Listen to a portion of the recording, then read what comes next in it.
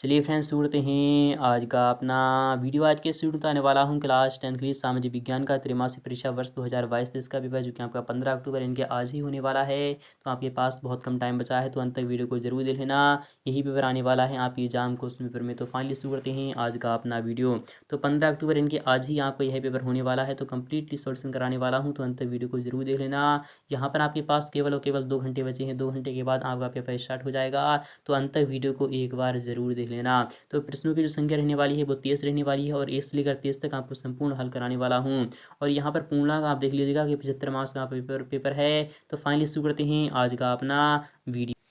तो पहला वाला क्वेश्चन आपके सामने आपकी स्क्रीन पर आ चुका है, जो कि इस प्रकार से रखा जाएगा। यहाँ पर क्या है, सही विकल्प आपको चुनकर लिखना होगा। यह क्वेश्चन आपका 6 मार्क्स आपको दिलाने वाला है। पहला वाला क्वेश्चन है कि ज्वारीय ऊर्जा निम्नलिखित में से किस प्रकार का संसाधन है? क्या वह पुनः पूर्ति योग्य है? क्या ज्वारीय ऊर्जा पुनः पूर्ति योग्य है?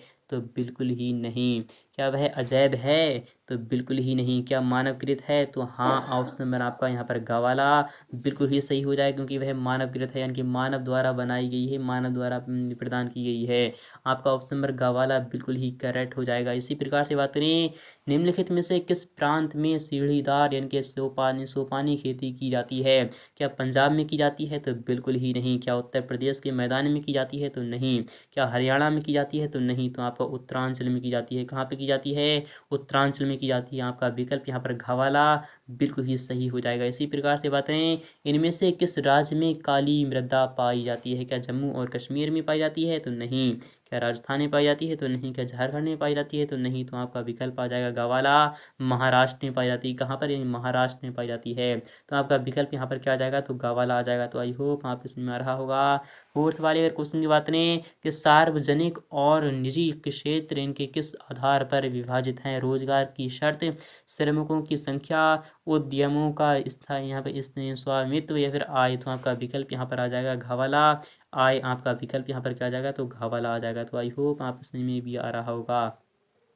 यहाँ पर बात नहीं, पांचवी क्वेश्चन है वो इस प्रकार से रखा जाएगा कि भारतीय सिंह का प्राकृतिक आवास आरक्षित क्षेत्र है। तो आपका क्या गुजरात का क्षेत्र इनकी क्षेत्र है, या फिर आपका असम का कांजी रंगा वन क्षेत्र है, या फिर पश्चिम बंगाल का सुंदरबन है, या फिर नीलगिरी घन वन क्षेत्र है? तो आपका विकल्प आ जाएगा गुजरात का गिर क्षेत्र। इनके विकल्प आपका का वाला बिल्कुल ही सही हो जाएगा। इसी प्रकार से बात करें, यहाँ पर छठा वाली क्वेश्चन है कि भारत में शक्तियों का जो बंटवारा है किया गया है, किसके द्वारा किया गया है? संविधान द्वारा, शासन द्वारा, या फिर न्यायालय द्वारा, फिर उपरोक्त सभी? तो आपका विकल्प आ जाएगा संविधान द्वारा। आपका विकल्प का वाला बिल्कुल ही सही हो जाएगा। इसी प्रकार से बात करें सेकंड वाले क्वेश्चन की, जो कि आपका मोस्ट इंपोर्टेंट है। ये आपका 6 मार्क्स में आपका पूछ जाने वाला है।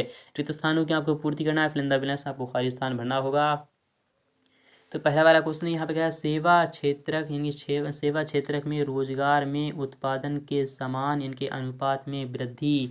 तो आपको सिंपली यहाँ पर क्या लिखना है? तो नहीं हुई है। क्या लिखना है आपको? यहाँ पर लिखना है नहीं हुई है। क्या लिखना है? नहीं लिखना है। फिर उसके बाद लिखना है आपको हुई है। तो आपको सिंपली यहाँ पर क्या लिखना है? नहीं हुई है। यही आपका आंसर हो जाएगा। सेकंड वाले अगर क्वेश्चन की बात करें, यहाँ पर क्या है, डैश इनके क्षेत्र के श्रमिक वस्तुओं का उत्पादन नहीं करती हैं। तो किस क्षेत्र के जो श्रमिक होते हैं वो वस्तुओं का उत्पादन नहीं करते हैं? तो आपको सिंपली यहाँ पर क्या लिखना है? तृतीय लिखना है। क्या लिखना है? तो तृतीय लिखना है। ये थर्ड जो क्षेत्र की होती हैं वो क्षेत्र के श्रमिक जो वस्तुओं का उत्पादन नहीं करती हैं। यहाँ पर थर्ड वाले की अगर बात करें कि शोर नापने का जो इकाई है वो क्या है? तो आपको सिंपली यहाँ पर क्या लिखना है? तो डेसिबल लिखना है। क्या लिखना है? तो इसका जो आंसर हो जाएगा वो क्या हो जाएगा? तो डेसिबल ही आपका आंसर हो जाएगा। यहाँ पर फोर्थ वाली अगर क्वेश्चन की बात करें कि श्रीलंका में डेस का भाषा बहुसंख्यक है। तो श्रीलंका में कौन सी भाषा बहुसंख्यक है? आपको वो लिखना है। तो कौन सी है आपको वो कमेंट सेक्शन में लिख देना है। इसका जवाब मैं आपको नेक्स्ट पार्ट में दिखा दूंगा। नेपोलियन बोनापार्ट रेडिसन के युद्ध में पराजित हुआ था। किस युद्ध में पराजित हुआ था? उसकी युद्ध का नाम आपको यहाँ पर लिखना है। कौन सी युद्ध था आपको वो लिखना है। इसी प्रकार से बात नहीं, यहाँ पे कह रहा है। फिर छठा वाला क्वेश्चन है, भारत में साक्षरता का प्रतिशत सबसे अधिक किस राज्य में है? तो आपको सिंपली यहाँ पर क्या लिखना है? तो केरल लिखना है। क्या लिखना है? तो केरल लिखना है। यही आपका आंसर रहने वाला है। इसी प्रकार से बात करें थर्ड वाली क्वेश्चन की, वो इस प्रकार से रखा जाएगा। यहाँ पे कह एक वाक्य में आपको उत्तर देना होगा। यह क्वेश्चन भी आपका 7 मार्क्स में पूछने आने वाला है। एक वाक्य फिर एक शब्द में आपको उत्तर देना होगा। पहला वाला क्वेश्चन है, 1789 की क्रांति के समय फ्रांस का जो राजा था वो कौन था, तो आपको सिंपली यहाँ पर क्या लिखना है, लुइस। कौन था, तो आपको सिंपली यहाँ पर लिखना है लुइस 16वां है। कौन सा है, तो आपको सिंपली यहाँ पर क्या लिखना है, लुइस 16वां लिखना है। यही आपका आंसर रहने वाला है। तो आई होप आपको समझ में आ रहा होगा। सेकंड वाले अगर क्वेश्चन की बात करें कि चौरी चौरा हत्याकांड कब हुआ था, तो चौरी चौरा जो हत्याकांड हुआ था वो कब हुआ था। चौरी चौरा का जो हत्याकांड हुआ था वो 26 जनवरी कब हुआ था, तो 4 जनवरी को हुआ था। कब हुआ था, 4 जनवरी को हुआ था और 1922 को हुआ था। क्या कब हुआ था, 1922 को हुआ था। यहाँ पर आते हैं थर्ड वाले क्वेश्चन की कि भारत में कौन सी शासन प्रणाली है, तो भारत में जो शासन प्रणाली है वो कौन सी है, तो आपको सिंपली यहाँ पर क्या लिखना है, तो सांसदीय लिखना है। क्या लिखना है, तो आपको यहाँ पर लिखना है सांसदीय है। क्या है, तो सांसदीय है। क्या लिखना है, तो सांसदीय लिखना है। यही आपका आंसर रहने वाला है। इसी प्रकार से बात करें फोर्थ वाले क्वेश्चन की, पर्यावरण में अवांछनीय घटकों का जो शामिल होना कहलाता है, तो पर्यावरण में अवांछनीय इनके जो अवांछनीय होते हैं, इनके जो बेकार जिनके घटकों होते हैं जब वो शामिल हो जाते हैं तो उसे हम क्या कहते हैं, तो प्रदूषण कहते हैं, पॉल्यूशन कहते हैं, ये प्रदूषण कहते हैं।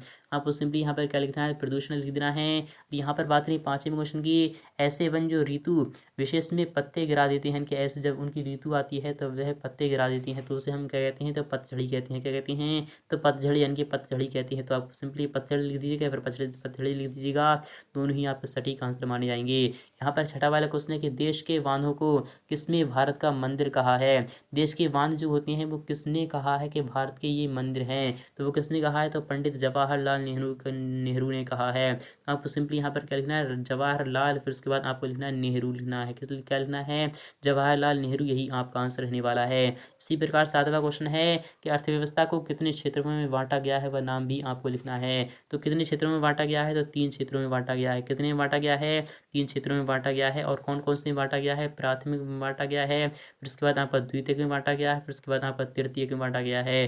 3 क्षेत्र हैं, कौन कौन से हैं, तो आपका इनके प्राथमिक है, द्वितीयक है, फिर उसके बाद तृतीयक है। यही आपका आंसर रहने वाला है। तो आई होप आपको समझ में आ रहा होगा। यहाँ पर जो फोर्थ वाला जो क्वेश्चन है यहाँ पर करा है, सही जोड़ियां बनाइए, मैच द कॉलम आपको मिलान करना होगा। तो आपके सामने ये सभी आ चुके हैं। यहाँ पर देख लीजिएगा अच्छे प्रकार से और ध्यानपूर्वक देख लीजिएगा और समझ लीजिएगा। यहाँ पर है कि समान अधिकार और अक्षरों यानी कि अवसरों के मामले में महिला और पुरुष की बराबरी मानने वाला व्यक्ति, तो वह कौन है, तो वह नारीवादी यानी कि नारीवादी योग्य इनकी जो योजना चलाई थी वो यही है, यानी कि नारीवादी पर चला जाएगा। सेकंड वाले अगर क्वेश्चन की बात करें, धर्म को समुदाय का प्रमुख आधार मानने वाला व्यक्ति, तो वह क्या कहलाता है, तो वह सांप्रदायिक कहलाता है।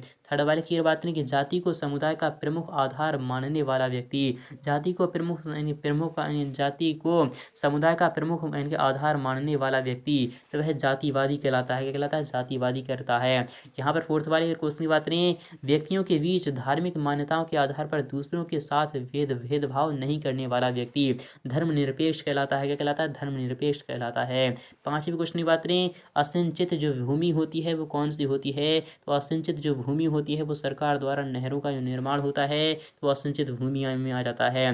फसल का कम मूल्य जो होता है वो क्या होता है, तो फसल का जो कम मूल्य होता है वो सरकारी सहकारी इनकी यहाँ पर कह रहा है सहकारी विपणन समिति, तो यही आपका आंसर है। यहाँ पर बात नहीं, कर्ज भार जो होता है वह क्या होता है, तो कम ब्याज पर बैंकों द्वारा साख उपलब्ध कराना, यही आपका आंसर हो जाएगा। तो आई होप आप समझ में आ रहा होगा। ये भी यहाँ पे 7 मार्क्स बिल्कुल ही क्लियर हो चुके हैं। इसी प्रकार से बात करें नेक्स्ट वाले क्वेश्चन की, तो वो भी देख लीजिएगा। यहाँ पर क्या है, सत्ता सत्ता को बताना, यह क्वेश्चन आपका 6 मार्क्स आपको दिलाने वाला है।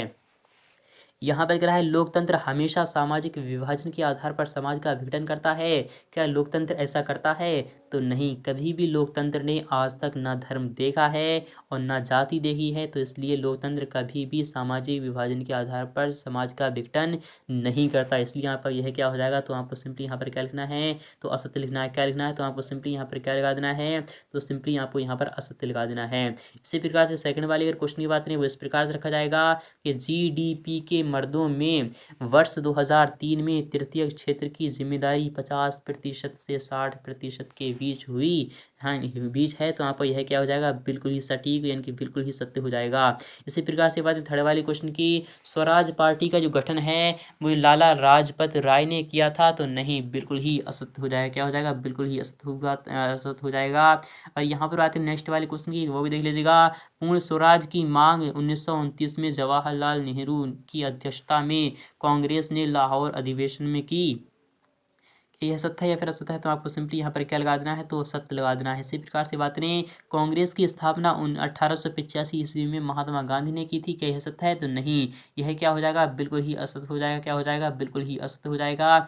इसी प्रकार से बात करें बिना किसी परिश्रमिक यानी मेहनताना के किसी के काम यानी किसी के काम करवाना बेकार कहलाता है, तो आपको यह क्या हो जाएगा, बिल्कुल ही सत्य हो जाएगा। क्योंकि किसी से काम ले लो और पैसे ना दो तो यह बेकार कहलाता है। इसी प्रकार से बात करें छठे वाले क्वेश्चन की, कल्पनादर्श इनकी यूटोपिया से क्या तात्पर्य है, आपको बताना होगा। इसका सब जवाब मैं आपको ऑलरेडी दे चुका हूँ।